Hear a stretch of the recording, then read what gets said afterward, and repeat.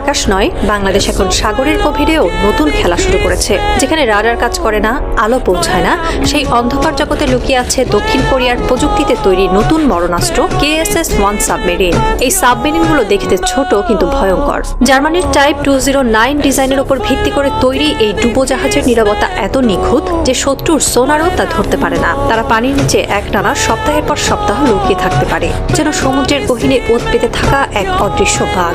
প্রতিটি সাবমেরিনের ওজন প্রায় 1200 টন, লম্বায় 56 মিটার। কিন্তু তাদের শক্তি ধ্বংসের ক্ষমতায় মাপা যায় না, কারণ এক মুহূর্তেই সাবমেরিন ছুড়ে দিতে পারে ভারী টর্পেডো বা এন্টারশিপ মিসাইল, যা একটি যুদ্ধজাহাজকে মুহূর্তে 2 টুকরো করে দিতে পারে। আরো ভয়ের বিষয় হলো, বাংলাদেশ যে সংস্করণটি নিচ্ছে তাতে যুক্ত হতে পারে এয়ার ইন্ডিপেন্ডেন্ট প্রপালশন প্রযুক্তি, মানে বাতাস নিতে আর উপরে উঠতে হবে না। দিনের পর দিন অন্ধকারে থেকে অপেক্ষা করতে পারবে শত্রুর জন্য। সমুদ্রের গভীরে এই নীরব প্রহরীরা এখন বাংলাদেশের সি জেনিয়াল ডক্ট্রিনের কেন্দ্রে।